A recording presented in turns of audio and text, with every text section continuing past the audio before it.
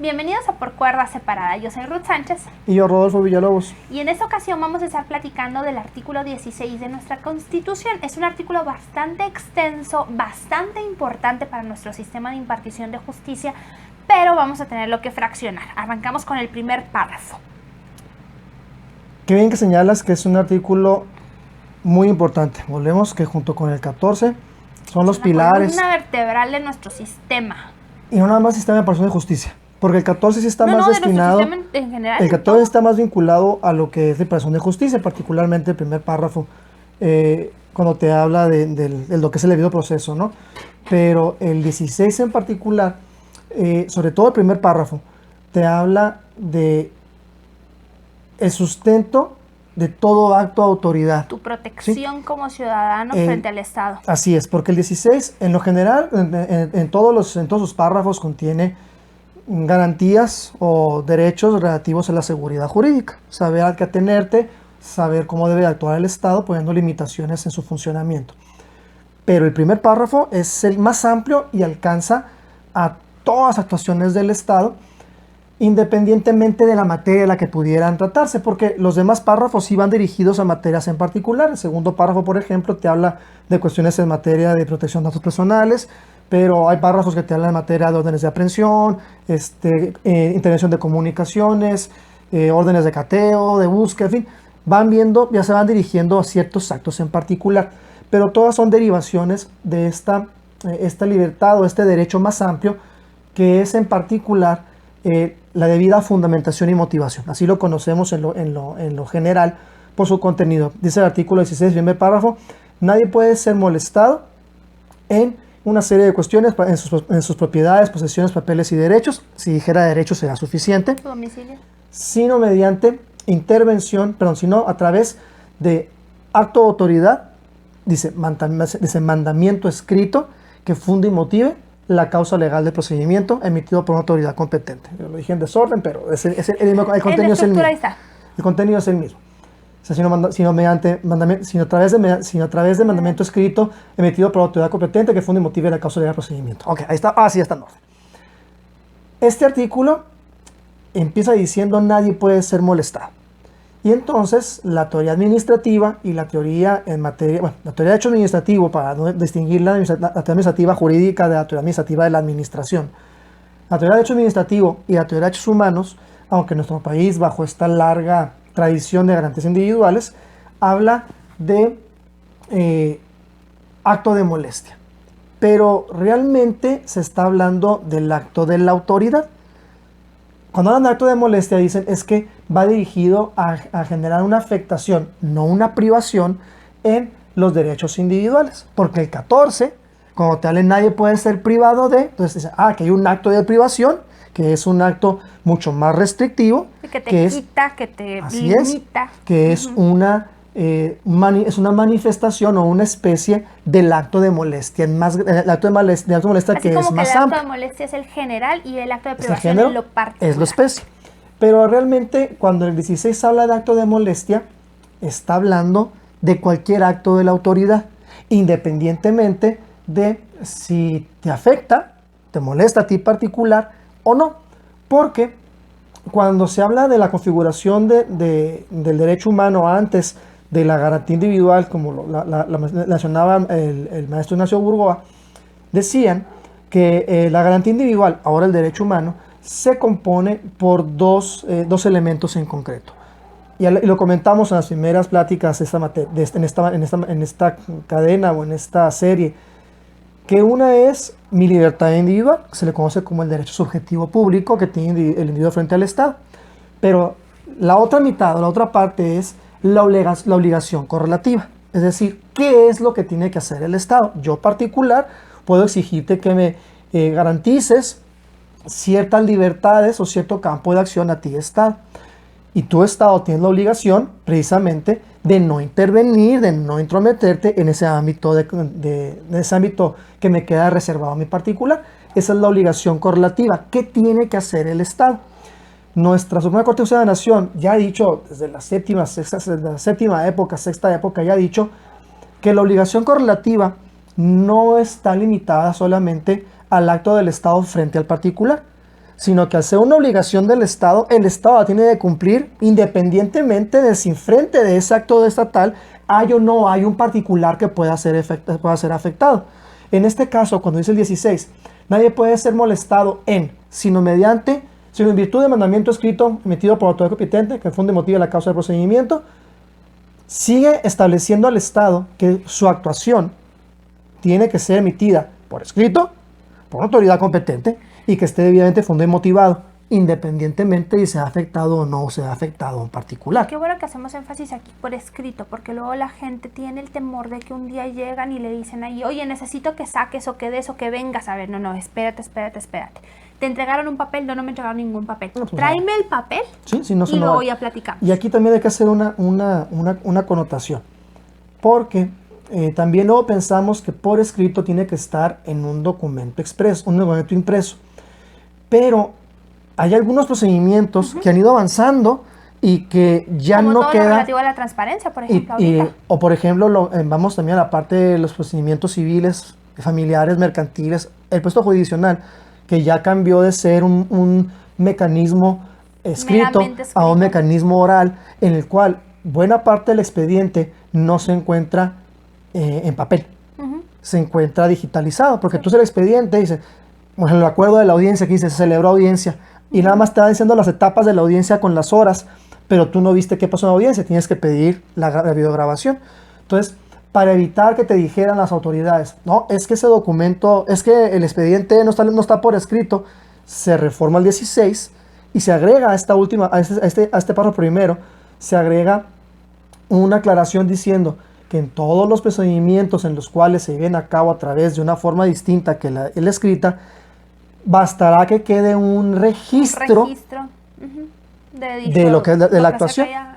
Entonces ya también partimos de que no necesariamente es escrito en papel, puede ser a través de cualquier mecanismo de la cual quede registro y sea posible su reproducción en materia de transparencia. Pero aquí, y quiero hacer también aquí un énfasis, la materia de transparencia como materia administrativa, cada vez en toda la área administrativa, aunque la que tiene la punta de lanza es la materia de transparencia, y es una información pública gubernamental, va llevando a registros digitales, en las cuales, y lo hemos visto, ¿no? Con las actas de nacimiento.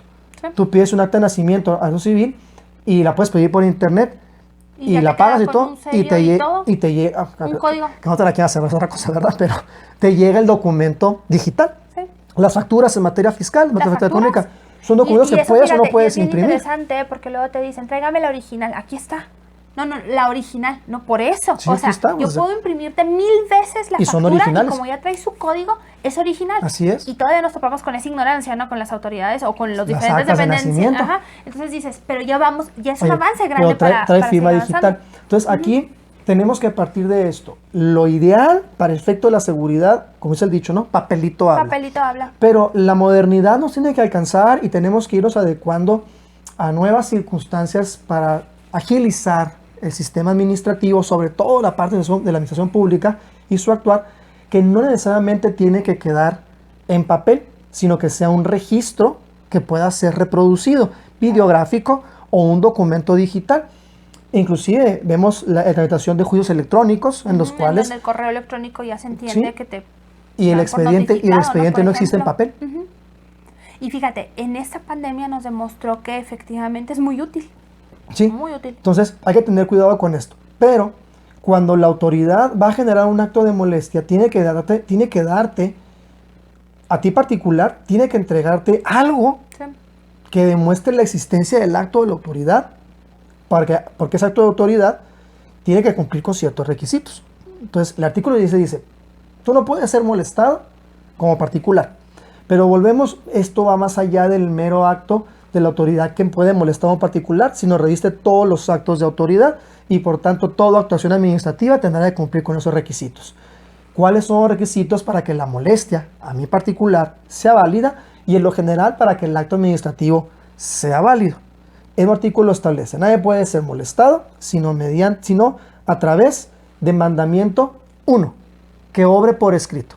Ya platicamos de Tienes que tener algo donde, ¿cómo? Así es. Porque aparte de esto es parte de la seguridad jurídica que tú tienes, de que no te van a cambiar, oye, te pedí estos requisitos, oye, aquí están, No, fíjate que también te falta. No, aquí me lo pusiste, Así yo es. estoy cumpliendo y se acabó. No me lo Así vas a es. estar cambiando a tu capricho o Esa es voluntad. precisamente la idea de que sea por escrito, que tengamos un registro, Claro. que me digas qué es lo que quieres, puedes cómo dar tengo que seguimiento actuar. Claro, o sea, que yo sepa a qué atener porque lo pusiste en papel. Porque las palabras se las lleva el viento. Ah, no, por supuesto. Sí, o sea, estamos por escrito. Sí, estando por escrito. A veces La dicen, autoridad te "Oh". cambia los requisitos porque puede. ¿Cuántas veces en un juicio, por ejemplo, lo vimos en aquellas diligencias de jurisdicción voluntaria? ¿Te acuerdas? Hace que ya un par de años, a lo mejor ya 3 años. Tráeme, en el cual, tráeme. tráeme este, tráeme el otro, tráeme aquello, tráeme el otro. O sea, ¿qué onda? Y luego cuando llega la sentencia, me dice la secretaria, es que nos exhibiste todo, no faltó nada, le digo. Y luego le digo, pues les pedí todo lo que ustedes me pidieron. No, es que hasta de más, tú me lo pediste. Sí, o sea, O sea, me traías a dale, y dale, y dale, y dale. Sí, por escrito a veces se Sí. pasan, Ajá. pero esa es la idea. Primero que quede por escrito para tener el registro y la posibilidad de consultarlo y que no se convierta en tu palabra contra la mía, para tener una certeza.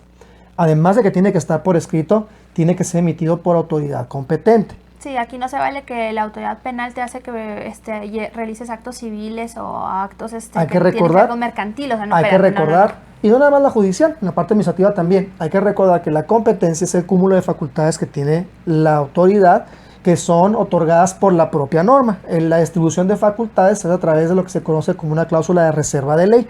La ley te dice, esta autoridad puede hacer esto, Nada más lo que esta la ley autoridad dice. puede hacer esto otro. La autoridad no puede hacer nada que no le esté Así es. expresamente estipulado en la norma. Entonces, de ahí la importancia que si nos estás oyendo y formas parte de un órgano del Estado, si formas parte de alguna autoridad, conoce cuáles son tus facultades.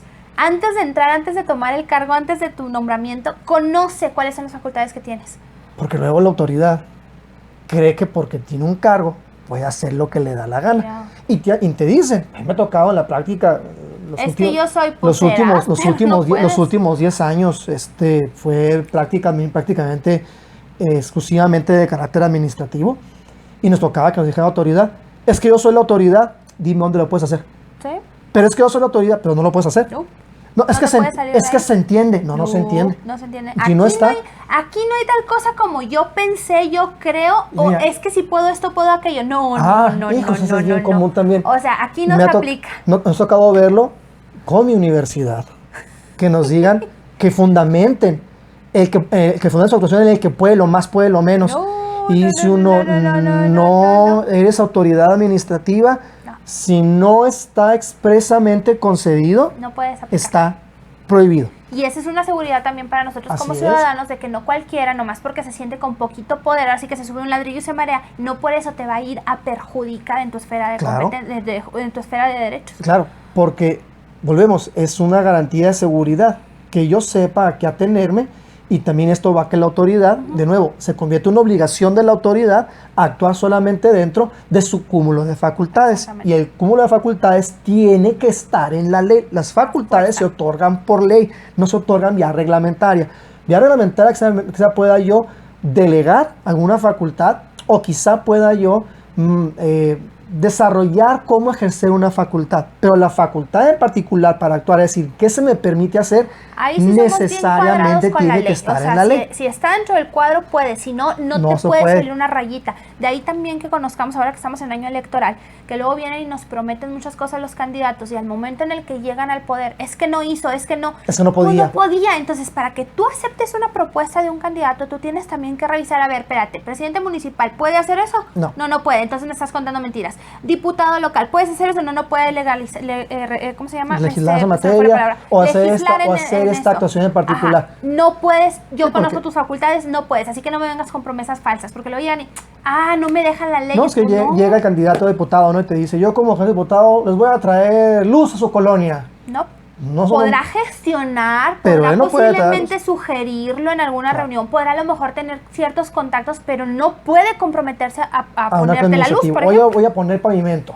No, pues es que No, usted no. ese no es tu Y trabajo. también cuidado porque luego el diputado cree que puede ordenar. Ajá, y no. Nos tocó participar hace un par de años en unas mesas de trabajo en materia de transporte y la diputada decía, es que yo puedo hacer eso. No, Usted no puede hacer no nada puede. de eso, o sea, esas no son sus funciones. Usted puede legislar, Y en esto, y nada más. Y esto funciona para toda autoridad administrativa, legislativa O o jurisdiccional. La autoridad solamente puede hacer aquello que le está expresamente concedido. permitido. Y tienes que irte a la ley, no a las prácticas administrativas, aquí no que entra la a sus costumbre. reglamentos, a su ley. No. A ver qué dice tu ley. Que luego uno se agarra con los secretarios de juzgado. No es que yo puedo hacer esto o no puedo hacer esto otro. Tú le dices otra cosa.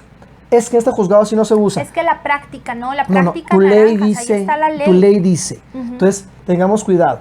Para que el acto de la autoridad sea válido, requiere, primero, estar por escrito y segundo, ser emitido por una autoridad competente. Competente es que esa actuación esté permitida de manera expresa por parte de una ley. Y también ahí tenemos la competencia no nada más de las funciones, sino también en el decir el orden de jerarquías o incluso el territorio. De Es que decir, a ver, tú que eso es- vienes a ordenarme de Culiacán o de Así es. Coahuila o vienes a Porque ordenarme de México. Hay que recordar Aquí que no la tienes ninguna competencia. se divide, bueno, se clasifica en por materia, por Cuantía. cuantía, posgrado o por territorio. En materia jurisdiccional tienen ciertas connotaciones en particular. En materia administrativa tienen connotaciones distintas, porque generalmente las autoridades, por ejemplo, la autoridad estatal puede actuar en todo el estado. La municipal solamente lo puede hacer dentro En de su su municipio. municipio. Entonces no puede venir autoridad de otro estado a actuar, ni un otro municipio municipio. a actuar dentro del municipio, salvo aquellos que el propio marco constitucional, artículo 121, establece que se le va a dar validez al acto que vienen fuera del estado, siempre y cuando hayan sido elaborados bajo o cumpliendo con el marco legal Del lugar donde estado se donde se deriva. Entonces, pero aquí son las reglas de la aplicación extraterritorial, o no la aplicación, el reconocimiento de validez territorial de un acto. Eso te iba a decir, o sea, este, una cosa es que el acto sea válido y otra cosa es que vengan y te ordene una autoridad de fuera. Aquí es el reconocimiento extraterritorial de la validez del acto porque no fue emitido por la autoridad correspondiente. Es como el típico, ¿no? El matrimonio. Me ha tocado en cuestiones. Oiga, es que yo me casé en México y si voy a Estados Unidos me tengo que volver a casar. No está casada, aquí está Oiga, allá. si me divorcié allá, entonces aquí no estoy divorciado. Sí, O sí que se está, casaba. nomás avísenle, pero sí estoy Sí. divorciado. O la típica de que nacen los niños en Estados Unidos y luego se los traen y luego lo los van a registran registrar, aquí. cuando hay que escribir el No, acta. usted nomás inscribe el acta, no, ¿No? necesita volverlo O a aquella, registrar. ¿no? Ahí para que se enojen los juzgados familiares. Llega el matrimonio de dos personas del mismo sexo, divorciarse aquí. No, eso aquí no puedo divorciar, pero aquí el matrimonio no es válido. Quiero creer que ya cambió eso, porque creo. No creo, porque la semana pasada que fuimos a ratificar nos comentaron de que había habido un divorcio de dos muchachitas, entonces Pues quiero qué- creer que ya Qué bueno que no se entendieron, juzgado porque ya entendieron por qué nos todavía hay decían. discusión. Es que será válido si se casan en la Ciudad de México, que era donde estaba reconocido el matrimonio igualitario, que le llaman ahorita. Si se casan allá, vale acá, también aquí están casados. Sí. Y yo, pues es que y les decías, ¿no? La secretaria en aquel momento yo era escribiente. Es que sí es válido porque fue celebrado conforme a las leyes del lugar, entonces es válido en todos los demás lugares. ¿Usted qué va a saber? Usted es una vez escribiente. Pues soy Sí, pero abogada y las leyes léale, dicen esto. Nomás entonces, léale el 121 fracción, sí. esa fracción 4 me parece que es la de los... pero no, según fracción ellos no primera. podían divorciar a una pareja Habrá que porque el pedir acto aquí nulidad. no valía y así como Habrá que pedir nulidad al matrimonio. No. No, sí se pueden divorciar. Volvemos. Tiene que ser emitido por una autoridad competente, es decir, que sus funciones o que esa actuación esté dentro de lo que es permitido por la propia ley, ya sea en razón, como bien decías, de su materia, de su cuantía, aunque la cuantía básicamente no funciona en materia jurisdiccional, en función también de su jerarquía y en función del territorio. ¿Por qué?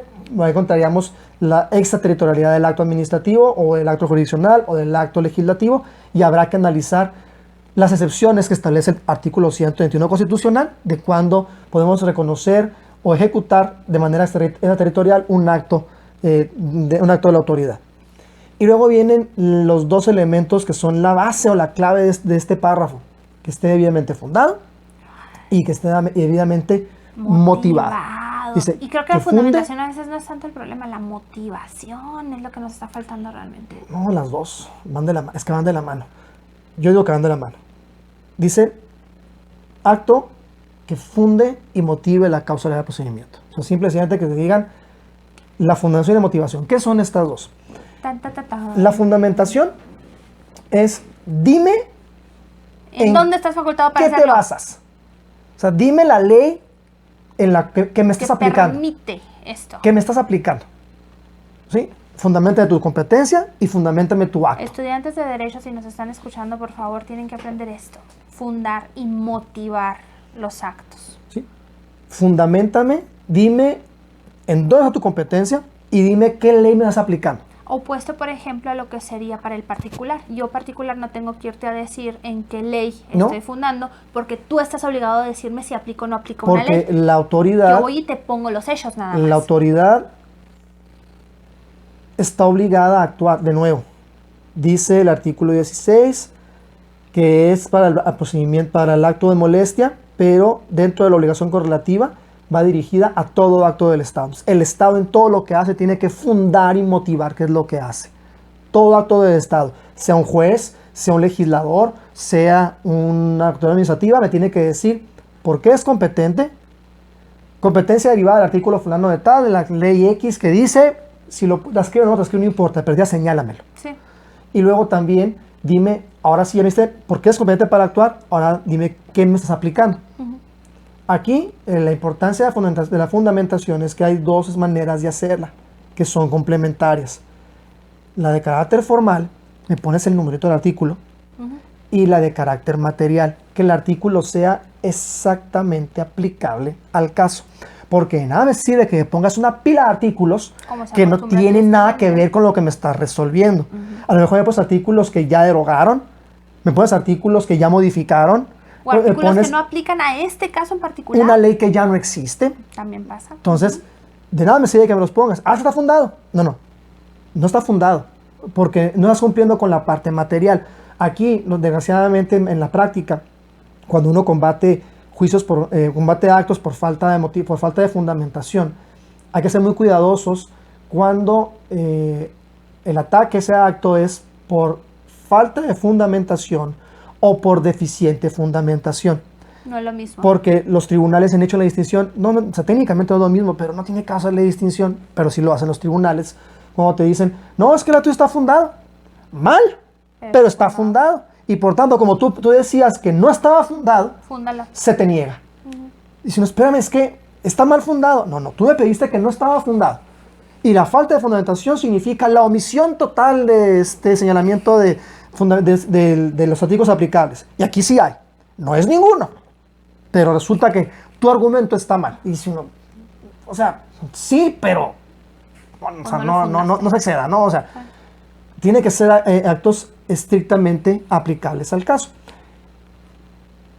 Y también señalar que cuando se trata de artículos que tienen muchos supuestos, sí me tienen que decir qué supuesto me están aplicando. Sí, no se vale poner el artículo completo y Sí. luego decir, a ver en cuál encajas. Sí, porque hay una falta de seguridad porque yo no sé qué estás aplicando. ¿Por qué? Porque hay una cantidad enorme de posibles fracciones que me puedes aplicando, o párrafos, o un párrafo que tiene varios supuestos. Dime qué me estás aplicando. Exacto. Esa es la debida fundamentación. Dime por qué eres competente y la ley que me estás aplicando. Y concretamente, no nada más la ley, el precepto normativo que me estás aplicando son cosas distintas. El precepto normativo es la regla de derecho que me aplicas. Y la ley es pues, el contenido, ¿no? Es el nombre, el título, es el conjunto de normas. Vamos a decir, Constitución Política de los Estados Unidos Mexicanos es la ley. Y luego, artículo primero constitucional, primer párrafo. Sí, y a lo mejor en qué parte, ¿no? Porque también puede ser, cada vez puede ser más concreto, ¿no? Pero sí, entre más detallado es el precepto, que es lo que establece el derecho, la obligación, la necesidad de acción, el requisito, establécemelo claramente. También ahí tenemos un problema muy serio con la aplicación de jurisprudencia por parte de nuestras autoridades, que a veces creemos que nomás porque el encabezado coincide con lo que se está tratando y lo empiezas a desglosar la jurisprudencia y no tiene nada que ver y lo dicen, es que sí aplica porque es así, sí, pero no aplica completa. Y ya si no aplica completa, entonces yo no puedo decir que es un caso exactamente igual. No, aquí, y te puedes separar de él y tengo mucho cuidado. La autoridad administrativa no está obligada a aplicar jurisprudencia. Ah, no, la administrativa no. Pero es común encontrarte que la administrativa te pone 1000 jurisprudencias porque desgraciadamente así están haciendo educados las nuevas generaciones de abogados en todas las universidades. Se convierten en jurisprudenciales. Sí. Si no hay jurisprudencia no saben qué hacer. No, y luego si no hay jurisprudencia, entonces no puedes, realmente no está fundado tu petición, no saben qué hacer.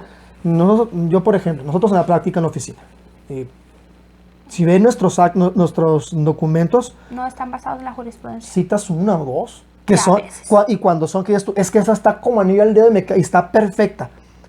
Pero generalmente es pura Y argumentación. luego te topas a la contraria Que todo lo que pone son 20 jurisprudencias y, y luego no dijo nada. y luego el juez concediéndole nomás porque ahí está la jurisprudencia. No, espérate.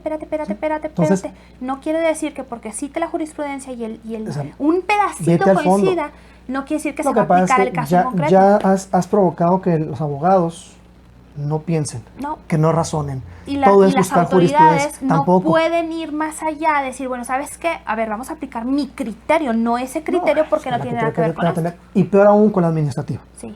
Porque he tocado autoridades administrativas que ponen jurisprudencia así como que dice, ¿para qué tanta? No, es que para que esté más reforzado. Tu argumento está mal. Tú no has obligado a la jurisprudencia. La jurisprudencia por ley de amparo nada más se aplica a los órganos jurisdiccionales. Quizá la nueva, con las nuevas formas de precedente, quizá la nueva se aplique a todo el mundo. Pero la actual ley de amparo, mientras no se apruebe la reforma jurisdiccional, en materia federal, la actual ley de amparo de la justicia se aplica nada más y te pone una prelación. La de la corte a todos. Los de los colegiados a estos, ¿y así? Bueno, nada más puede ser cortes, salas y colegiados, porque los unitarios y los jueces no pueden, y luego los fondos de circuito que van a desaparecer. Pero tienen ahí una serie de reglas, una regla de prelación de cómo se aplica la jurisprudencia. La autoridad administrativa no.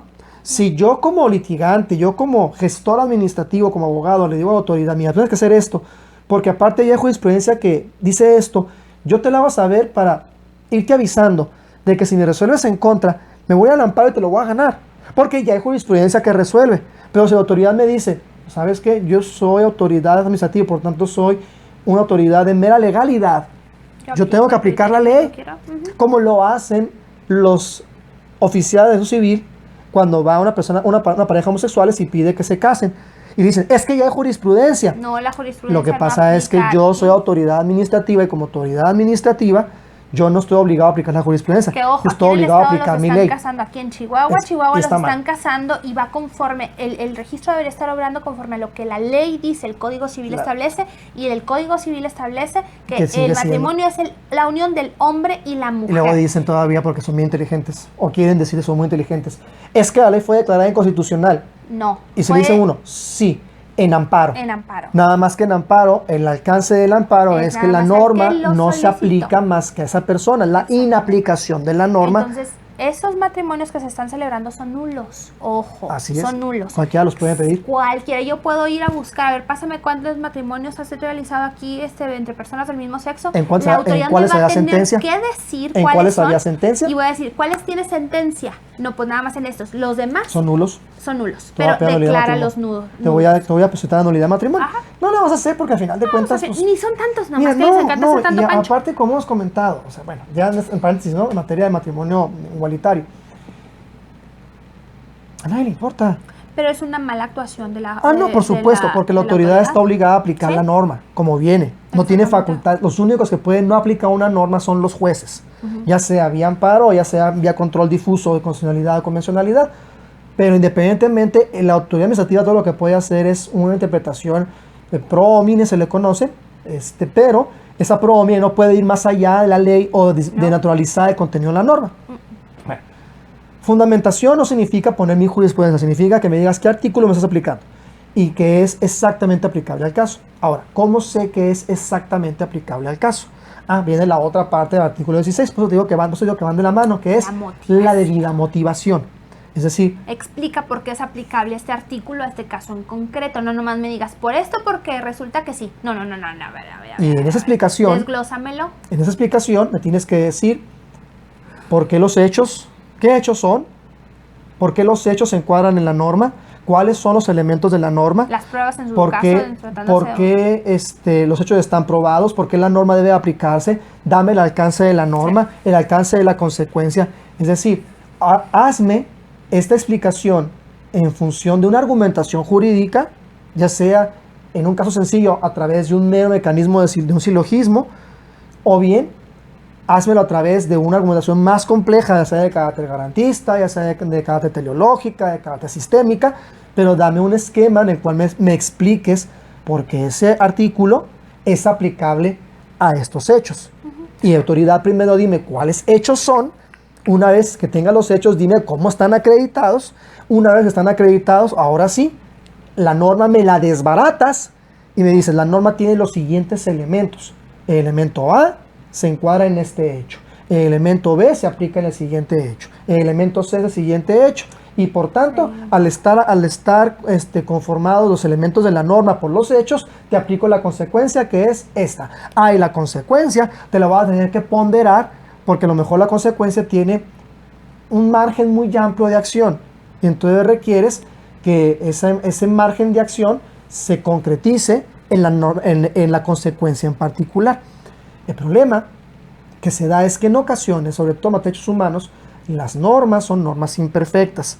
No tienen claro alguno de los componentes. Dentro de la teoría normativa, toda norma tiene 3 componentes esenciales: sujeto, presupuesto y consecuencia. A veces el sujeto es un sujeto indefinido. A veces la consecuencia no existe. Casi siempre. Y a veces el presupuesto es tan amplio que cabe cualquier cosa. Y entonces se queda en manos del operador jurídico analizar cada caso en concreto para ver si podemos, buscando la mayor protección al derecho humano, tener que efectivamente se compone la norma. Entonces llega el ejercicio de integración. Por eso es que no puedes aplicar jurisprudencia en todo. Y por eso también es que las autoridades, cuando emiten una sentencia o una resolución, cualquiera que sea la autoridad, no puede salir diciendo, pues fíjate que nada más hacer ¿cómo se llaman? Nombrar nada más, por ejemplo, las pruebas que se desahogaron, y luego ya al último nomás decir, ya las nombré todas, y se acreditó los hechos, y se acreditan las acciones, o no acreditan las acciones, o no acreditan las excepciones, y por eso se condena. ¿Por qué? No, a ver, ¿qué acciones? ¿Qué me pediste? ¿Y qué hechos probaron ¿Cuáles esto? son? Por eso dime qué me pediste, qué es lo que quieres. Sí. Dime los elementos desbarátalo. Ajá. Yo no sé, No, sí nomás sé hacer por qué. una lista. Lo que pasa es que se ha perdido la técnica. Mucho. Tú le dices a un juez, a ver, vengo a ejercer la acción fulana de tal. Desbarátame los elementos de la acción. Y el juez posiblemente no sepa. No, pues está como el absurdo. Te va a buscar en jurisprudencia. Está como el absurdo de cuando vienen y te hacen una petición, por ejemplo, de pensión alimenticia, en la cual te dice el acreedor, a mí nunca me ha dejado de dar mi papá pensión alimenticia, no me ha faltado nada, pero tengo temor de que me falte, y entonces solicito que por favor me den pensión. A ver, espérate, pero a ti no se te ha violado ningún derecho.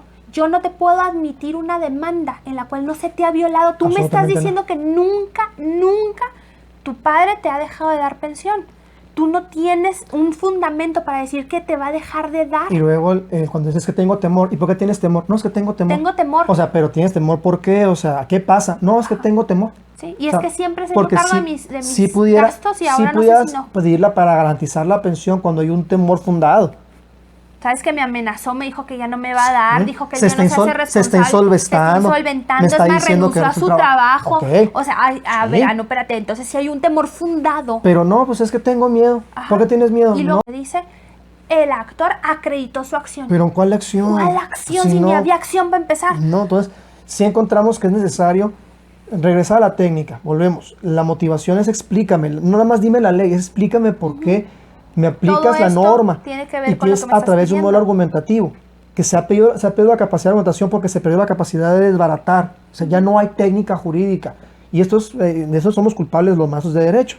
Y digo somos porque yo soy parte de ese grupo. Yo en particular trato de ser lo más técnico posible.